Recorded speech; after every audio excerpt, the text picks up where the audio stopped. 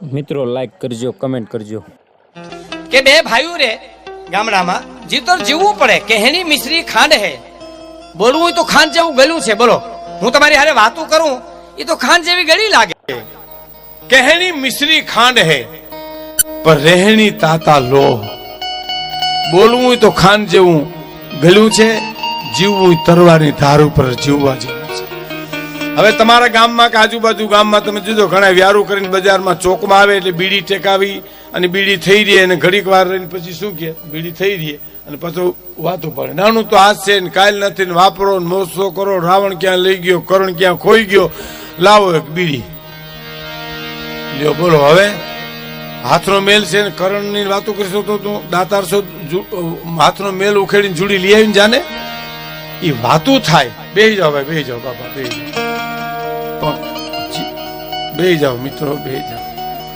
પણ જીવતર જીવવું બહુ અઘરું છે. મારી વાત તમને એ કહેવી છે.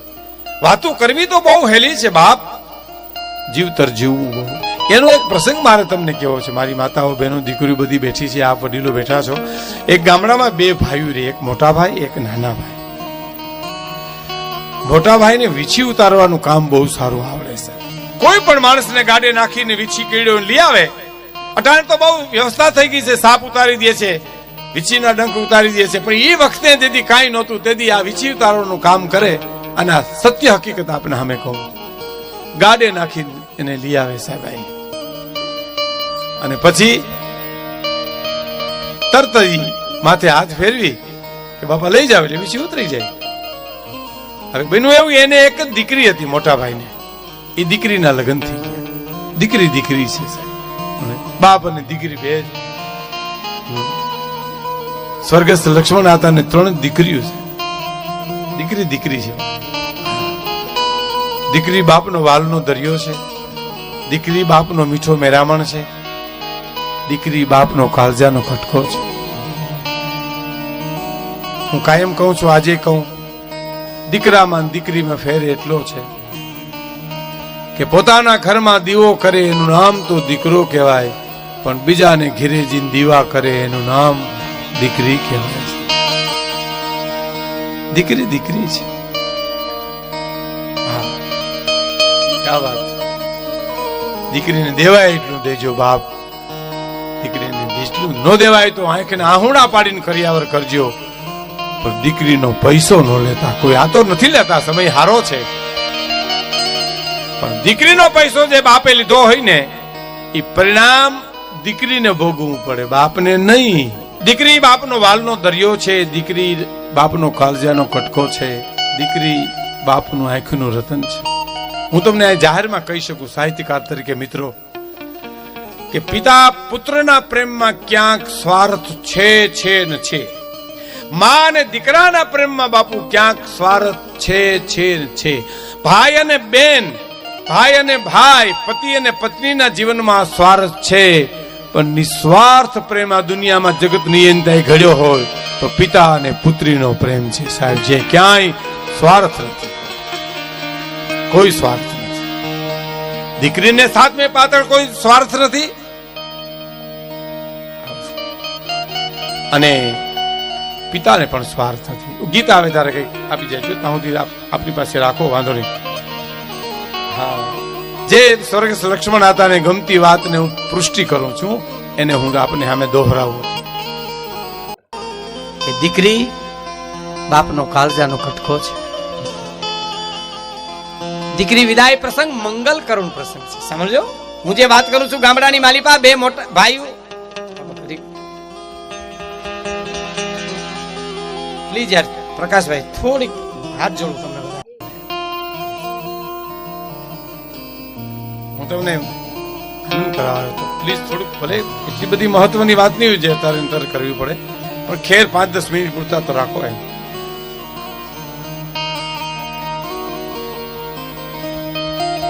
દીકરી વિદાય, પોતાની દીકરી વિદાય છે ને મંગલ કરુણ પ્રસંગ છે. કરુણ પ્રસંગ છે પણ મંગલ કરુણ પ્રસંગ છે. પૂજ્ય બાપુ બેઠા એટલે ખાસ કહું છું, ભવાનીની વિદાય વખતે હિમાલય રોયો છે. રામાયણના પાઠ કરજો બાપ. હિમાલય જેવો હિમાલય હલી ગયો છે કે હે ભોળાનાથ મારી ભવાનીનું ધ્યાન રાખજો. મારી ભવાનીમાં ભૂલ પડે તો દોષ મારી ભવાનીને નહીં દેતા, માવતર તરીકે અમને દોષ આપજો. રામાયણમાં હિમાલય રોયો છે. એ જ રામાયણમાં આગળ આવો તો મહારાજા જનક રોયા છે. સીતાજીની વિદાય. જનક વિદેહી કહેવાતા, જે સુખ અને દુઃખથી જે પર વ્યક્તિ હતી, એ સીતાજી ડોલીમાં બેઠા ને આમ જ્યાં મહારાજા જનકને સામે સીતાએ જોયું ત્યાં વિદેહી પણ મુકાઈ ગયું. સાહેબ રામાયણ વાંચજો. મહારાજા જનક એમ બોલ્યા છે કે હે વિધાતા, તે દીકરીનું સર્જન શું કામે કર્યું? કેટલો આઘાત લાગ્યો છે, કલ્પના કરો. અને એ રાજા હતા, હિમાલય પણ રાજા હતા, પણ બાપુના સાનિધ્યમાં કહું કરોડો ઋષિ રોયા છે સંકુતલા વિદાય વખતે. સાહેબ કાલિદાસને વાંચો તમે, જેને સંસારના દોરડા તોડી નાખ્યા છે. સંકુતલા વિદાય વખતે આશ્રમની માલિપા કરોડો છવાઈ ગઈ છે. પક્ષી રોવે છે, પાંદડું હલતું નથી. અને સાહેલી સંકુતલાના બાવડા પકડીને વિદાય કરે છે. સંકુતલા સાહેલીને એમ કહે છે, ગુરુદેવ ક્યાં છે? ગુરુદેવ આપણા ક્યાં છે? કરોડો ઋષિ ક્યાં છે? સાહેલી કીધું કે ઝાડની નીચે બેઠા છે. કરુણા જોઈ સાધુ મહાપુરુષ. ઓહો, એટલી કરુણા! એક સંકુતલા મારા આશ્રમમાંથી વિદાય લે, એમાં એટલી કરુણા!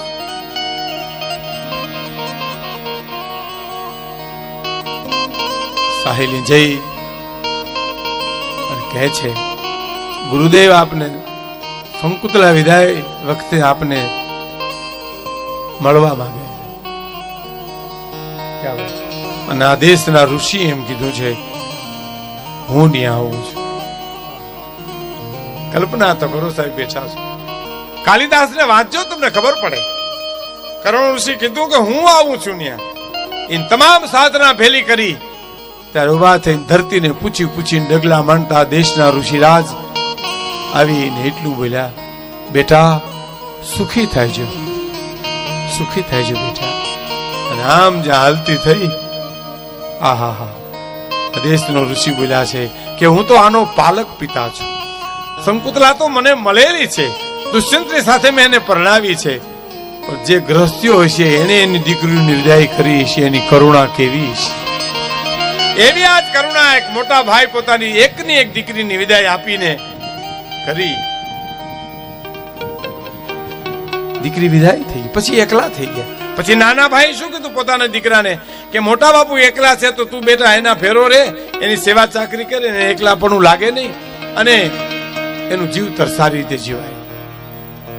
નાના ભાઈનો દીકરો પોતાની ફેરો રીએ. પણ આ ક્રમ ચાલુ હતો. વીછી કરડે અને ગાડામાં નાખીને લઈ આવે, આમ હાથ ફેરવે અને પછી તરત જ ઉતરી જાય. જે ગામડાના માણસ આવે ને કે મારો બાપુલિયો આવ્યો, મારો વિહામો આવ્યો, મારો બાપ આવ્યો, મારો ભાઈ આવ્યો, બથમાં લઈ લઈને મળે. પણ નાના ભાઈના દીકરાને આ ન ગમે. ન ગમે હું ગામડાના માણસ ને મોટા બાપુ આમ બધું લઈને મળે ને રામ રામ કરે, એને ગમતું નહોતું. પણ એને એક વાત ગમતી હતી કે મોટા બાપુ પાસેથી વીછી ઉતારવાના મંત્રો શીખવા જેવા છે, ઈ શીખી લેવાય. એટલે એક વાર આવીને કીધું, મોટા બાપુ તો વીછી ઉતારવાના મંત્રો મને શીખવાડશો? અને એ વખતે મોટા બાપુ જવાબ આપ્યો છે, બેટા બેટા બોલ્યા ને ત્યાં તો આંખમાંથી આહુની ધાર. એટલું જ બોલ્યા દીકરા, ત્યાં તો આંખોના ચોધારા આહુની ધારું જોઈ અને દીકરો મીડો બોલવા, બાપુ કેમ રોવા માંડ્યા? મોટા બાપુ શું તકલીફ પડી? હે, હું કઈ તમારા ઘર હારું તમારી જમીન હારું થઈને તમારો ભેરો નથી રહ્યો, પણ મારા બાપુજી તો મને એમ કીધું મોટા બાપુને એકલું ન લાગે એટલા ખાતર હું તમારી સાથે રહ્યો છું. મારે તમારી જમીન જાગી નથી જોતી.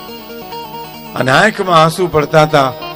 અને મોટા બાપુ જવાબ આપે છે કે દીકરા, આ જમીન ગરા આ મકાન હું ક્યાં મારે બાંધીને લઈ જવાનો છું? આ તો બધું તારું જ છે ને બેટા. કે તો કેમ રડો છો? કે તું મને એમ કે છો ને કે આ વીછી ઉતારવાના મંત્રો શીખવાડો, હે તઈ મને આંસુ આવે છે. કે તને ખબર બેટા આ મંત્રો હું તને કેમ શીખવાડું? કે કા શું વાંધો છે મોટા બાપુ? તો કે આ મંત્રો એવા છે બેટા કે જે માણસને ગાડામાં નાખી અને લઈ આવે વીછી કરડ્યો હોય ને, અને ન્યા હું આમ હાથ ફેરવતા એટલું બોલું છું કે 20 મહેમાન મારે ઘરે બેઠા હોય અને બીજા 20 મહેમાન આવે ને મારું હયું થડકો ન થાય તો આને વીછી ઉતરી જાય જવું. હવે આમાં હું મળું છું તોય તને ગમતું નથી. આ વીછીના મંત્ર મારે તને કેમ શીખવું? એમ સ્વર્ગસ્થ લક્ષ્મણ આતાનું જીવન આવું પવિત્ર જીવન, પરોપકારી હતું, બીજાના દુઃખ ન જોઈ શકે એવું જીવન હતું. એટલે મેં તમને શું કીધું? દુઃખ સહન કરવાની શક્તિ દેજે. દુઃખ દેજે એમ આપણા ઋષિ મુનિઓએ માગ્યું જ નથી, ઋષિ પરંપરામાં છે જ નહીં, પણ દુઃખ સહન કરવાની શક્તિ દેજે. એટલે કીધું આપણે ત્યાં કે શક્તિ દે માં ભક્તિ દેજે, આ દુનિયાના દુખડા સહેવાની શાંતિ દુર્લભ કે માતાના ચરણમાં, શાંતિ દુર્લભ કે માતાના ચરણમાં. હે ભગવતી મને શરણે લે, હે જગજનની મને શરણે લે, હે જગજનની માત ભવાની મને ખોળે લે, માત ભવાની મને શરણે લે, હે જગજનની.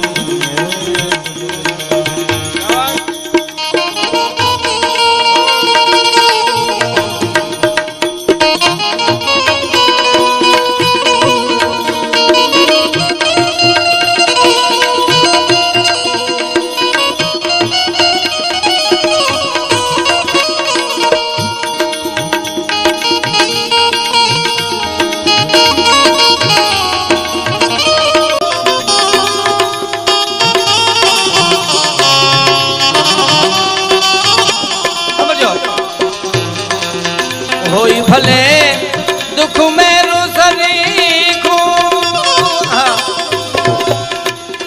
रंजिए नो ना मने थावा देजे, રજ સરીખું દુઃખ જોઈ બીજાનું, રજ સરીખું રજ સરીખું દુઃખ જોઈ બીજાનું. રોવાને બે આંસુ દે, હે જગજનની હે માત ભવાની મને શરણે લે, હે ભગવતી મને ખોળે લે, હે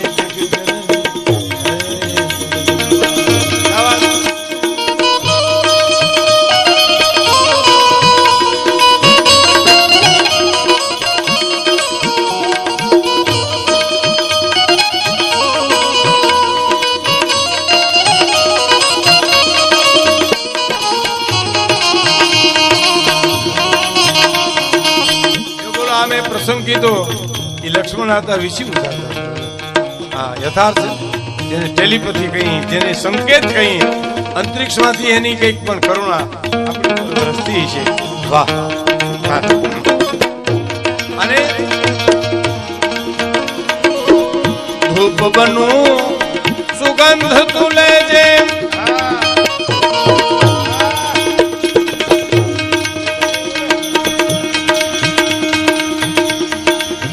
રાખ બનીને ઉડી જાવા દેજે,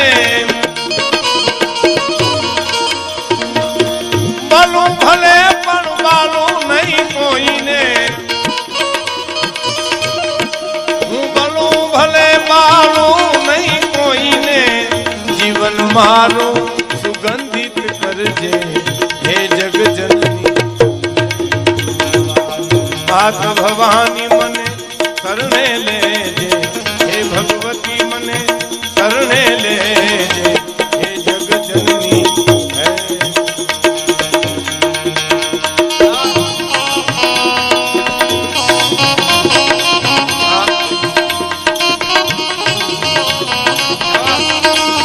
હું જે કાંઈ અંતર આવે છે આ બહુ જાણીતી સ્તુતિ છે. મારે એક પાછળ વાત કેવી છે એટલે પણ આ બધું યથાર્થ લાગે એમના જીવનની સાથે.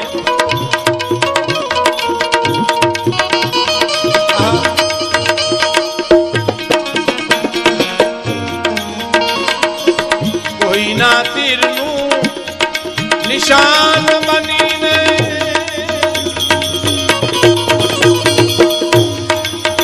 દિલમાં રૂપ વિધાવા દેજે